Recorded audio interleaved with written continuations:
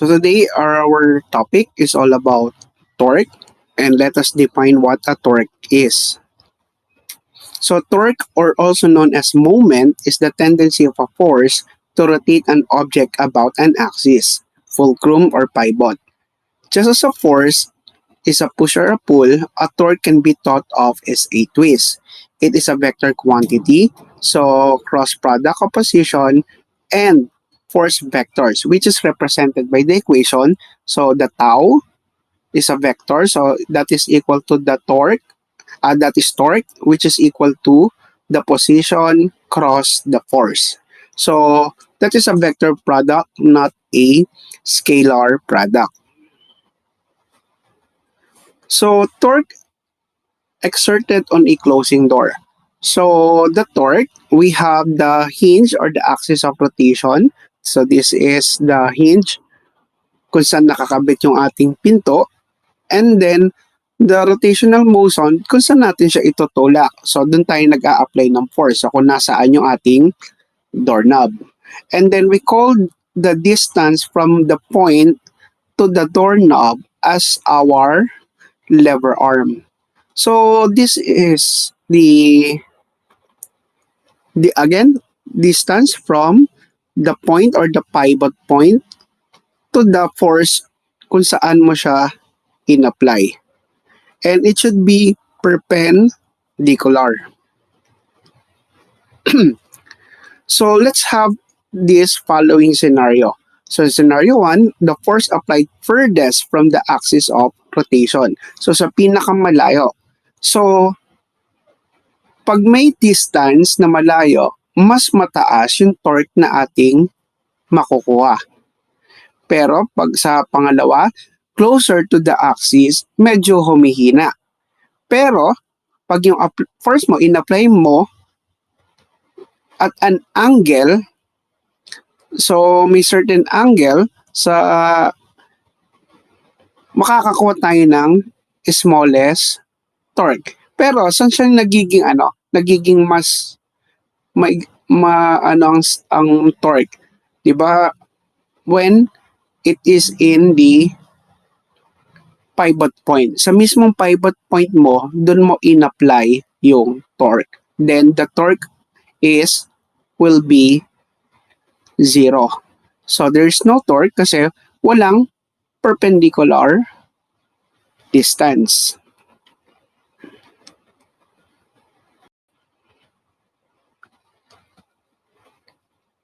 So torque on a perpendicular force, so again that would be a pivot point.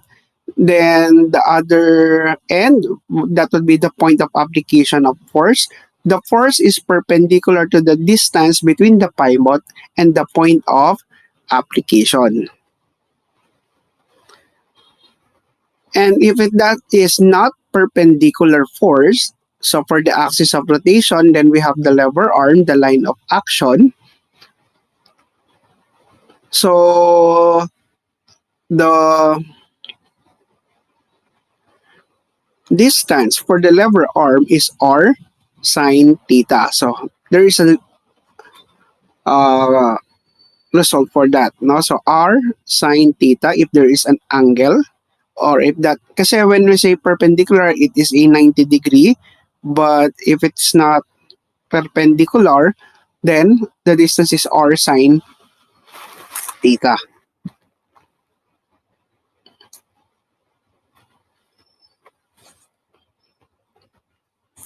So the effect of an angle on torque. So it has a maximum torque when the theta is 90 degrees. Then if the theta is reduced, then it also reduces the torque. If same force, less torque. If the torque approaches 0 as the angle between the force and the handle approaches 0. Okay? So, syempre nga, pag wala ng perpendicular distance, then the torque will become 0.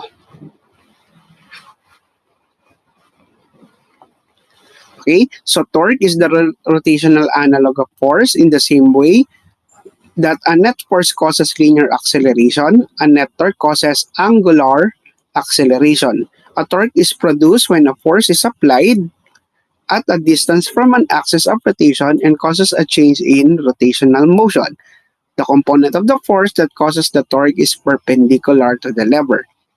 The perpendicular distance from the axis of rotation to the line of action of the cord, and we call that again as the lever arm.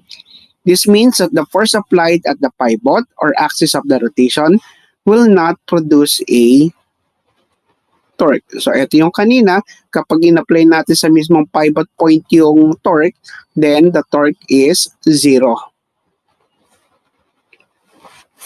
So, let's have an example. Two children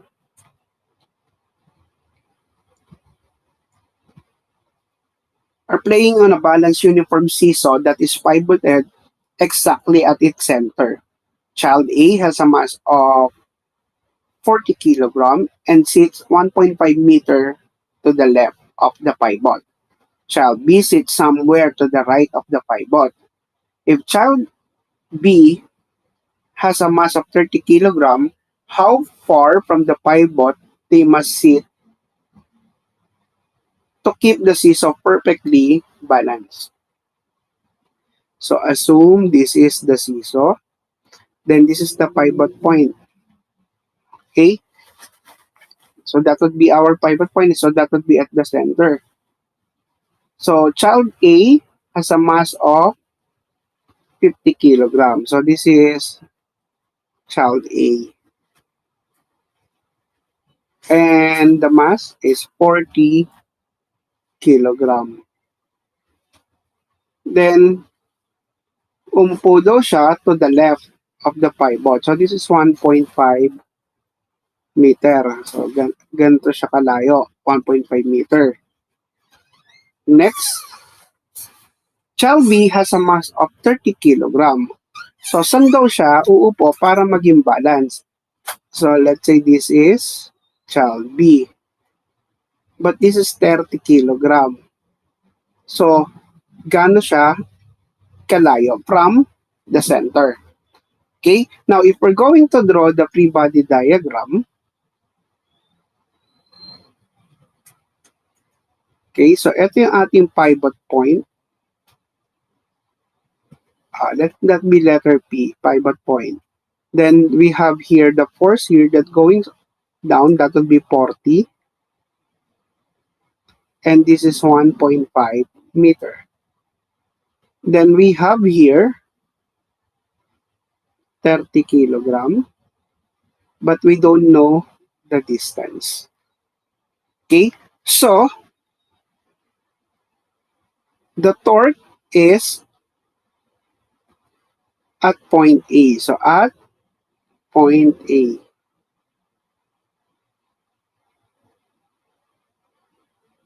So ito yung ating point A.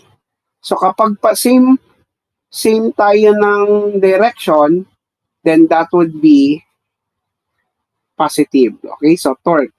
If we're going to the torque at point, not point A, that point P, at point P, and we take a clockwise direction, so what would be the torque? So again, the torque is force times the distance or displacement times the force. So in that case, ito yung point P. Okay, so yan, pa-clockwise direction. So same direction siya ng 30. Kaya 30, so this is equal to 0. So 30 yung ating kilogram times the displacement, which is x, that we don't know. Kasi hindi natin alam yung distance ni child B. 30x. Then, ito namang sa kabila naman, so ito yung isa. So sinalubong niya naman yung kabilang side, yung 40 kilogram. So that would be negative. So negative 40 at ang layo noong 40 kilogram doon sa point P is 1.5. And then wala ng torque, so that is equal to 0. Okay? So, solving for x, so 30x is equal to 40 times 1.5. So what's now x? That would be 40 times 1.5 divided by 30. So saan uupo yung child B? Para maging balance.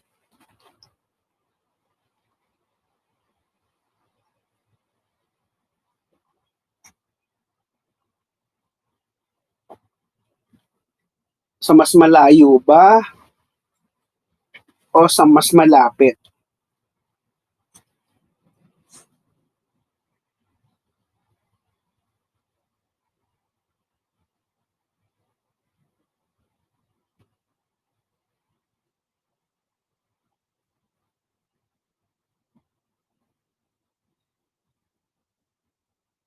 Okay, so what is the torque or the position of the child B where he or she should sit? 2 meter. So mas malayo dapat.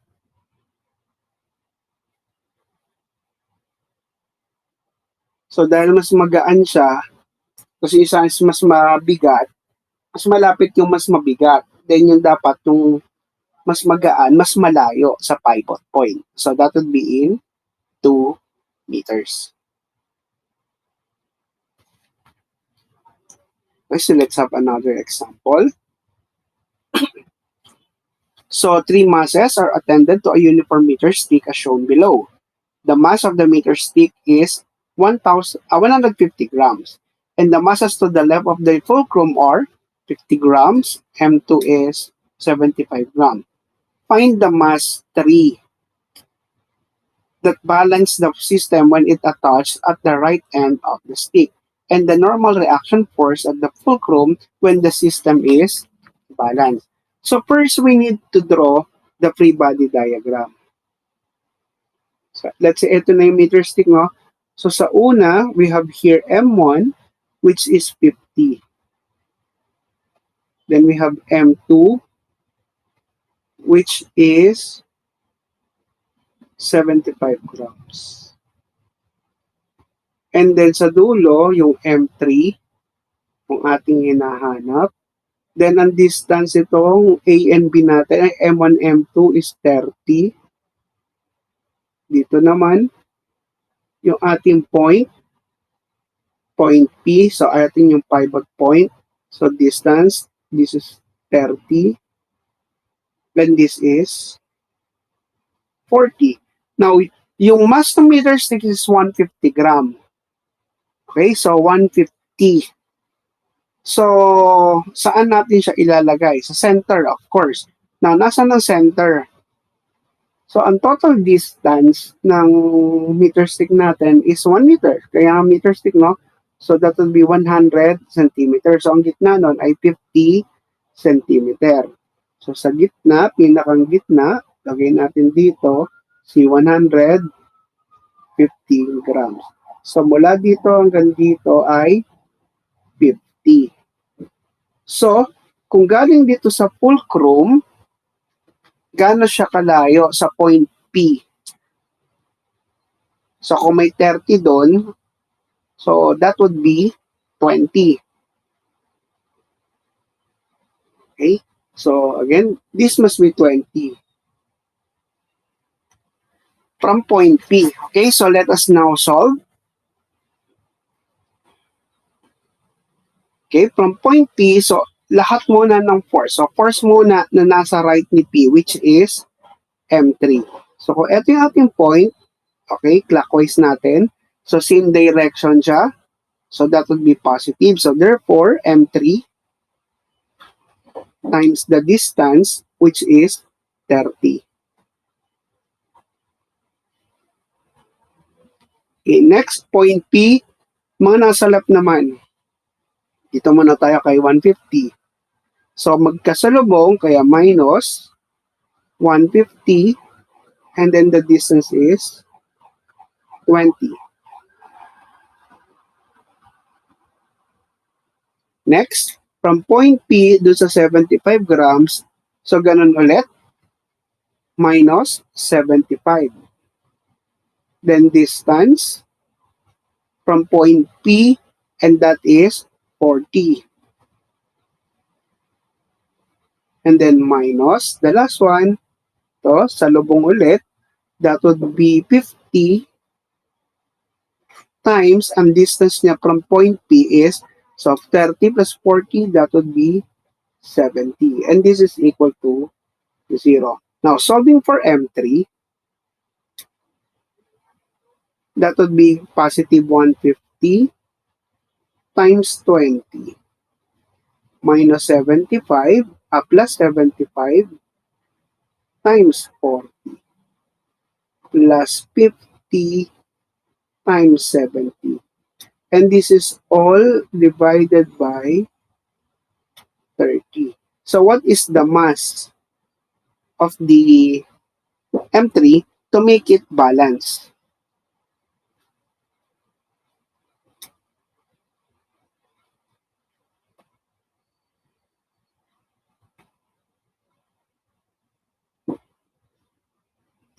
$316.67.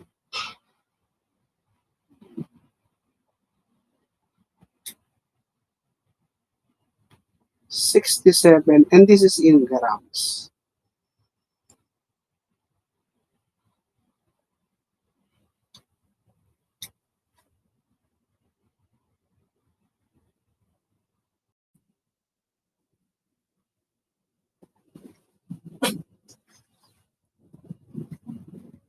Okay, so if the given triangle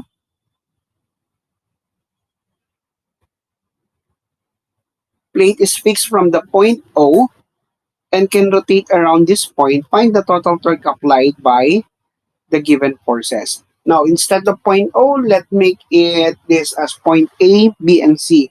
So this one is A, the second one is B, and the third one is letter C. So what is the torque at A, torque at B, then torque at C? So para hindi, kumbaga yung torque at A natin, yun yung torque O, no, or point O. So gawin na lang natin, lahat na lang ng torque, kunin na lang natin dito. Okay? So let us now get the torque at A. So torque at A, so again, the torque is force times the distance, no? So sa point A, we have F1, which is 4F. So kung ito yung ating point, so ito, sinalubong niya, kaya meron tayong negative 4F times the distance. So distance niya ay 2D. Okay. Now, sa pangalawa naman, ito namang letter B ay yung ating pangalawang portion, yung 6F, passing through the point siya, papunta siya sa letter A. So meaning, there is no perpendicular distance. Kasi passing through the point, kaya plus 6F, there's no perpendicular distance, so that would be 0. And then, sa letter C naman, yung pangatlong torque, ayan. So, same direction tayo with 6F. And this is 5F. Then plus 6F. Now, what is the perpendicular distance? So, kung i-extend natin to guys, ito ay 90 degrees. Ayan, magiging 90. So, that perpendicular distance, so kumbaga pag ito ay papunta na dito, ayan, ito yung ating perpendicular distance. So, 2D plus 2D, that would be 4D. So, cancel to. So, anong ating torque at A? Negative 8 FD plus 24 FD. So, the torque at A will give us 16 FD. Okay, so this is our torque at A. Now, let us solve for torque at B. So, torque naman tayo kay letter B. So, that would be equal to. So, ito naman yung ating point. So, si 4F, may perpendicular distance. So, ito yung layo. So, that would be 2D. So, ito yung ating point. So, again, in a clockwise direction. So, same direction siya. So, that would be 4F times the distance, which is 2D. Now, itong force na to is passing through the point. Papunta siya sa point B, kaya meron tayong plus 5F, but there's no perpendicular distance. Ganon din si C. Si F3, si 6F, papunta rin siya sa point B. So, wala rin siyang perpendicular distance. So, the torque at B is equal to 8FD. Now, torque at C.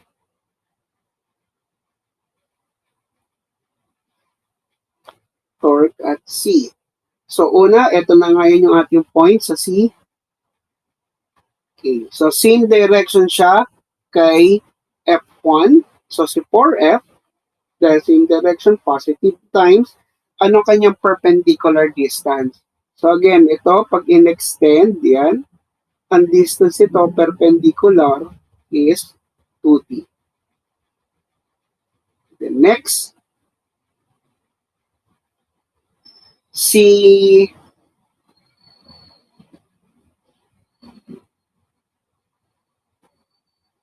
5F, ayan, dito. So, same, ano rin tayo, no? So, same direction. So, plus 5F. Ang perpendicular distance niya, dahil pataas, so ito gano'n to kalayo, that is 3D from point A. And then, si 6F, so plus 6F. Pero yung 6F, papasok sa point C. So, kaya wala tayong perpendicular distance. So, what's now the torque at C? So, that would be 8FD. So, this is cancel. Plus 15FD. So, the torque at C is 23FD.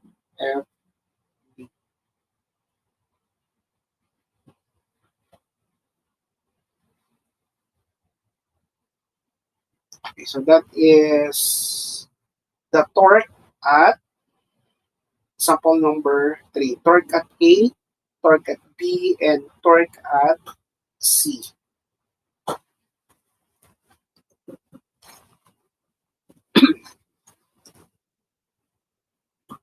So let's have another.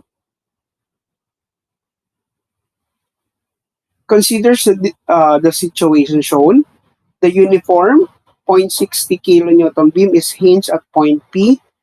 Find the tension in the tie rope and the components of the reaction force exerted by the hinge on the beam. So let this be hinge. The point P is our hinge. So the hinge meron siyang perpendicular and X and Y components. So let that be, assume the direction to the right. So this is P sub X. Then we have here P sub Y. So that is the hinge. Okay? And then next, we know that there is, at the other end is 800 Newton.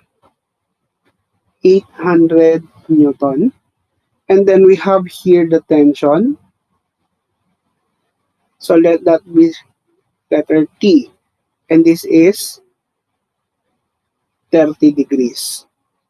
Okay? And then the distance from here is 3L over 4. So 3L over 4. So let us redraw again. So it's better if our forces is vertical and horizontal. So meaning the tension has a X and Y component. So may angle naman tayo, no? Since nakuha naman natin yung reference angle. So, if we're going to redraw, so this is the point P sub X, P sub Y. So, since pataas siya, let this be T sub X at T sub Y. And then meron tayo ditong T sub X. Kasi pataas siya, tapos saka to the left. Okay? And then sa dulo, we have 800 Newton. Now, meron pa pala, yung uniform, 0.6 kilonewton. Ang 0.6 is 600 Newton. So, saan naman siya nakalagay? So, dahil ang buong ito ay 1L. So, this ay letter L, yung ating distance. So, nasa gitna. So, dito natin ilalagay sa gitna yung 600 Newton. Okay? So, let us now solve for the torque. So, saan tayo magto-torque? Pwedeng sa point, sa P sub X, saka dun sa mismong point P. But before that, let us solve for the X component ng ating tension. So, Ty, ang katumbas niya ay, of course, the value of the tension, T, then sine 30. Ang T sub X is T cosine 30. But again, the T sub X must be negative if i-consider na natin yung direction niya. Okay? So, let us now solve for the torque. So, the torque at point P is equal to 0. So, from this point, anong pumasok sa point na yan? Yung P sub X, walang distance. At wala ring distance si P sub Y. Okay? So, the value again for the angle, it's 40. So, this is 40. We will compute that later. Okay, what's now the torque at P? So, torque at P is equal to 0. So, P sub X at point P. So, wala na tayong P sub X saka P sub Y. So, ano lang ang meron distance? Si T sub X, wala rin kasi papasok din siya sa point P. So, again ito yung point P. Ayan, papasok si P sub Y, si P sub X, even T sub X. So, ang natira na lang, 600, 800, saka T sub Y. So, una muna si 600. Oh. So, ayan yung ating torque. So, same direction if we have the clockwise direction as being positive. Now, so 600, gano'n siya kalayo? And that is L. Yung buong meter, length natin, we denote that as letter L. Now, si T sub Y naman, gano'n siya kalayo? Plus, ito si T sub Y. Magkasalubong naman to, so minus T sub Y. Okay? So that is T sub Y. At ang dayo niya ay 3L over 4 from the point P. And then the last one, yung 800. So, positive 800. At gano'n siya kalayo? Letter L. And this is equal to 0. So, common factor nila ay letter L. So, pwede natin cancel yung letter L. Now, solving for T sub Y. So, ito ililipat natin. So, T sub Y is now equal to 600 plus 800. Okay? Pero, si T sub y kasi, meron pa tong 3/4. Ayan, 3/4. So, ang T sub y is equal to 1,400. And this is times 4 divided by 3. So, what is T sub y?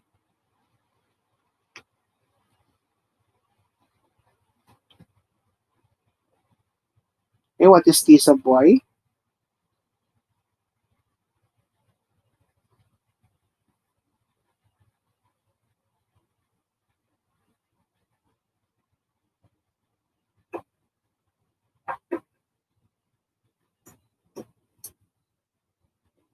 One eight six six 0.67 Newton. So that is only the value of the y component. So hanapin pa natin yung px, py, saka t sub x. Okay? Now, since we know what t sub y is, pwede na rin natin makuha yung t sub x. Okay? So, but in order to get the t sub x, we need the value of the tension, the value of the t. Okay?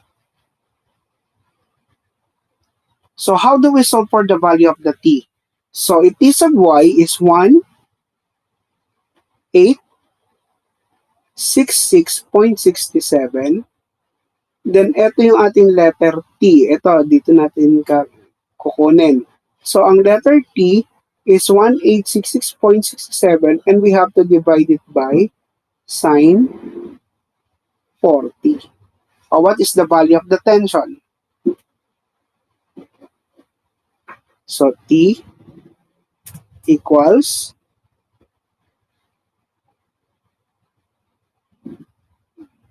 2904.02.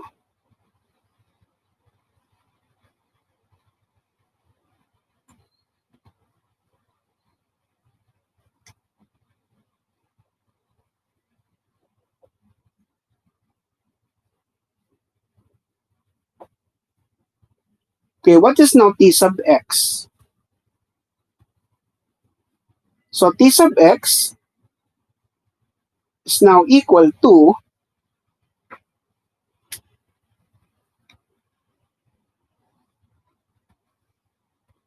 natin sa taas. T sub x is now equal to 2904.02, but this is cosine 40. So, what is T sub x?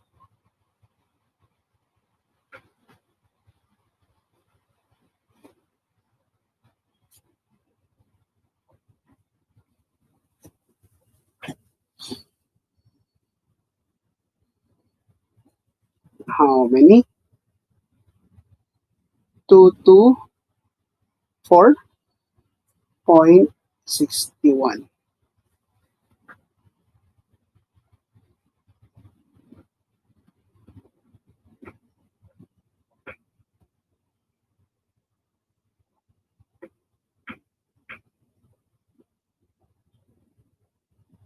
Okay, how about for P sub x and P sub y?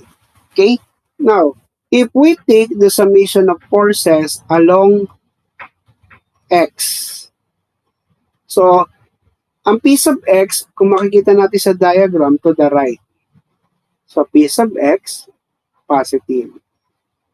Si T sub x naman, pakaliwa. Kaya P sub x minus T sub x. And that is equal to 0. So in that case, T sub x is also T sub x. So alam na natin ang value ng T sub x.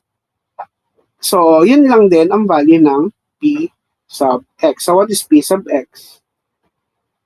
So P sub x is also 224.61. So, nawawala na lang ay P sub Y. So, how do we get the P sub Y? So, i-add naman natin lahat ng pataas saka pababa. So, ano yung pataas natin?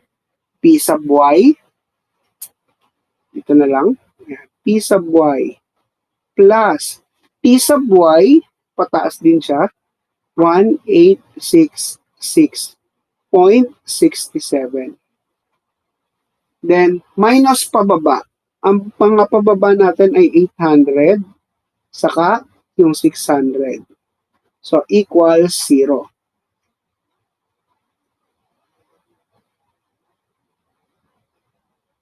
Okay? So, ano ngayon ang P sub Y?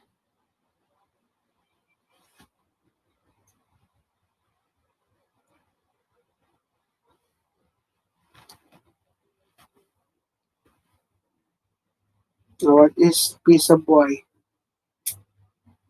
Oh,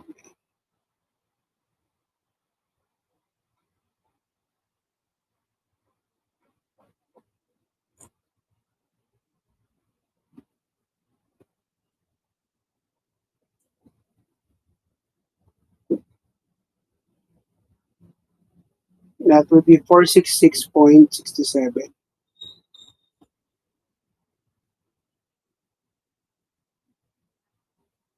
But I guess there's a mistake here, no? Instead of 600 times L, it should be 600 divided by 2 because the distance of 600 from point is L over 2. So there's a correction here. So this is L over 2. So in that case, 600 divided by 2, so this now becomes 300. So 300 plus 800 is 1, 1. Okay, so let us correct that. Correct this one. So that what is 1, 1 times 4 divided by 3. So this must be correct as well.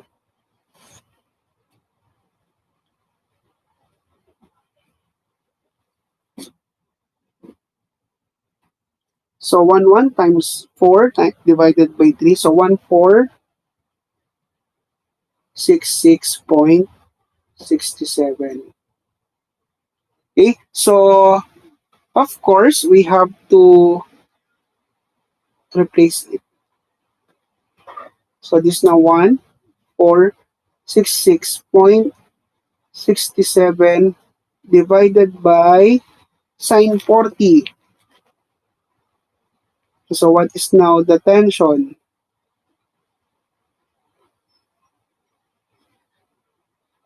2281.69.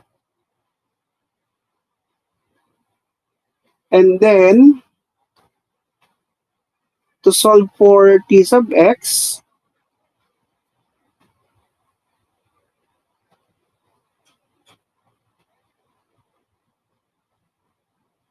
so we have now 2281.69 cos 40. And that will give us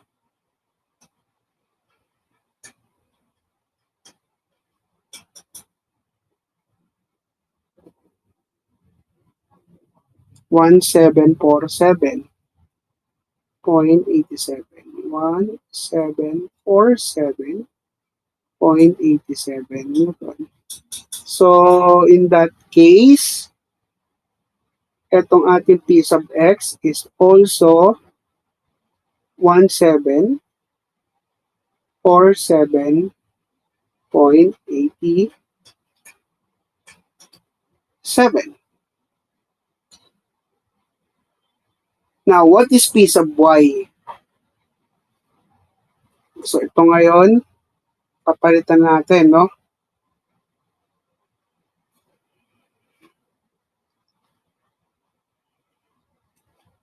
So, that must be 1466. 1466.67 minus 1, 4. So, ang ating P sub y,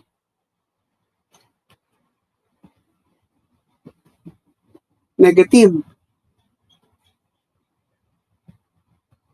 Pag nilipat kasi, no? So, negative 66.67. Pero, ibig sabihin nito, guys, mali yung direction ng P sub y. So, si P sub y, hindi dapat siya pataas. Siya ay pababa. Okay? So, pababa dapat yung ating P sub y.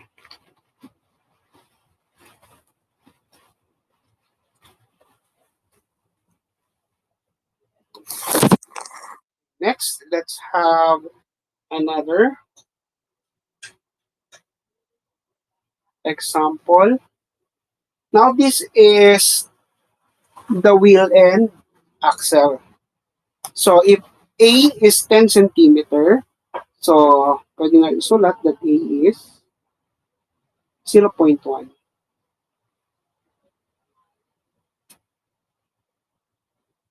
Then letter B is 0.25. So, let us consider 10 Newton.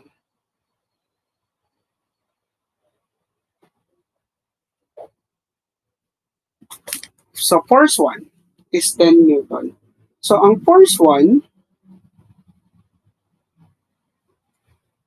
ang equivalent niya, to the right siya, di ba? So, 10 I hat.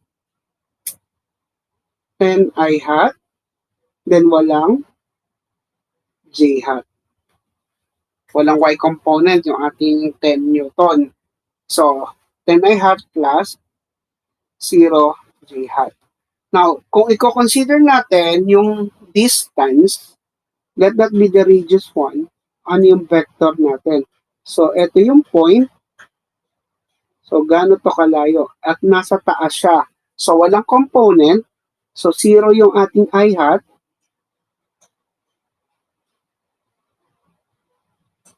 Pero, merong,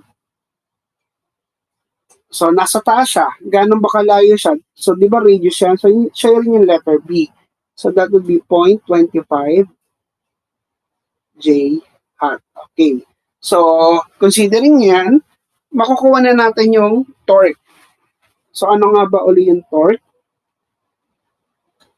So, torque 1, di ba that is cross product ng displacement muna. So, 0, I hat, plus 0.25 J hat. Then, naka-cross kay force, 10 I hat, plus 0 J hat. Okay? So, if we're going to distribute that, guys, so, distribute natin, no? 0 times 10, that would be 0. So, parang lalabas lang, no? So, ito ay 0. And ito at ito, 0. Ito lang ang meron. Then yung dito sa kabila, pag minultiply, 0. So, ang natira lang sa torque 1 is 0.25 I na nakakross kay 10, 0.25 J nakakross kay 10 I hat. Okay? So, what is torque 1? So, again, pag multiply ng torque is just multiply the magnitude. So, 0.25 times 10. 0.1. Wait. Yeah, it's 10.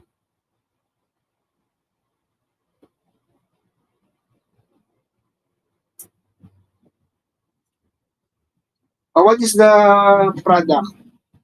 0.25 times 10 is 2.5. So, 2.5, but this is J cross I. Take note, pag J cross I, ang katumbas niya ay letter K. But is it positive or negative.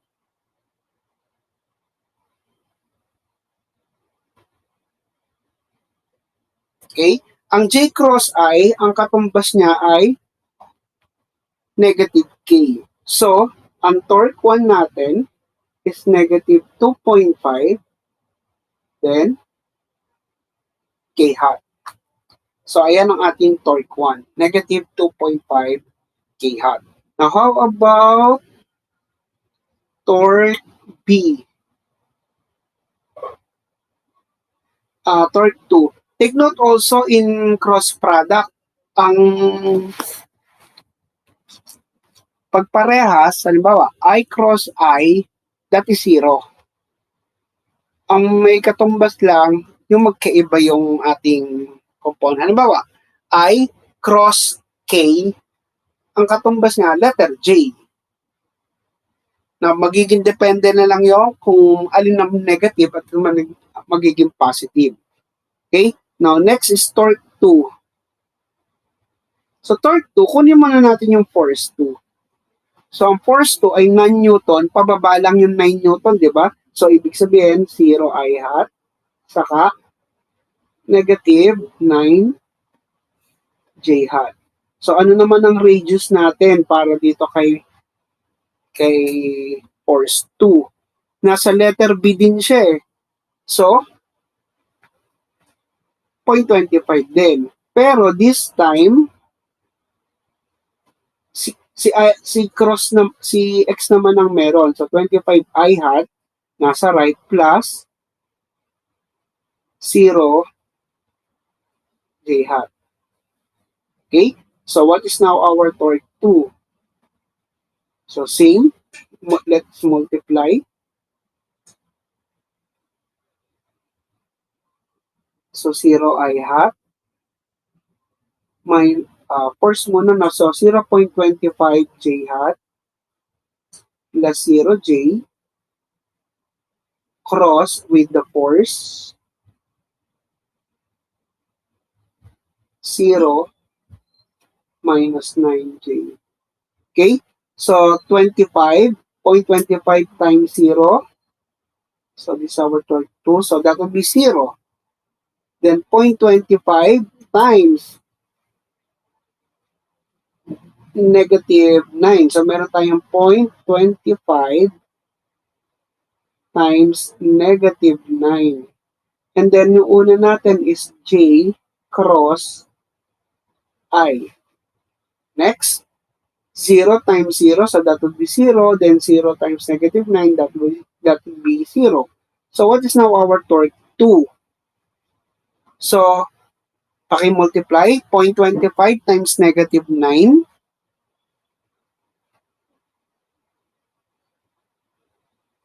Negative 2.25. But what is J cross I? Sorry. This is I, 0.25. 0.25 I. This is I cross J. So this is I cross J. So torque 2, I cross J is positive K. So this is negative 2.25 K hat.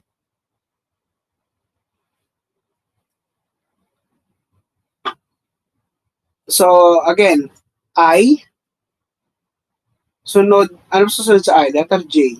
So ang sagot niya, positive K. Itong kabila kasi J cross I, pabaligtad, kaya negative K. Now, isa na lang force, yung ating torque 3. What is the force sa 3?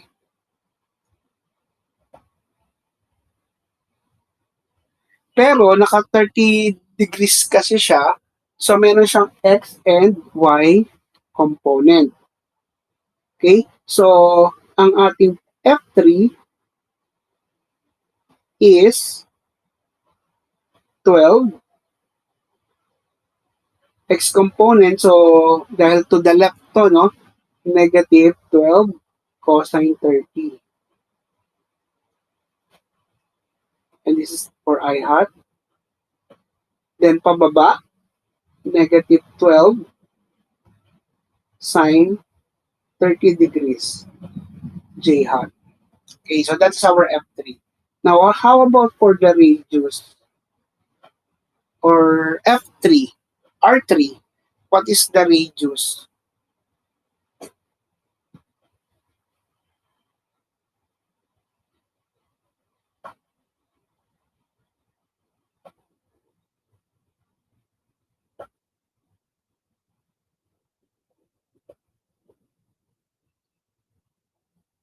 Okay?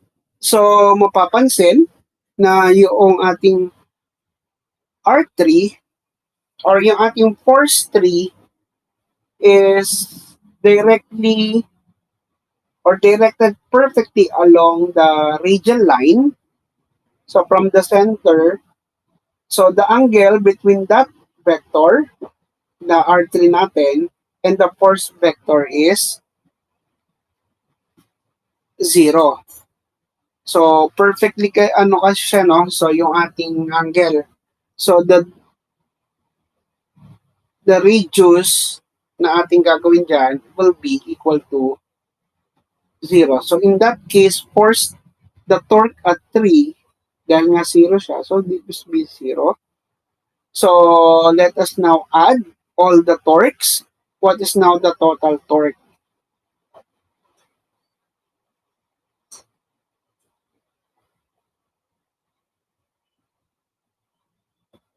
So, dahil parehas negative, no? So, torque 1 plus total torque, negative 2.5 minus 2.25. Parehas silang K. So, the total torque is negative 4.75 kH. Newton, 4.75 Newton kH. Okay. Okay, so that would be all for the torque.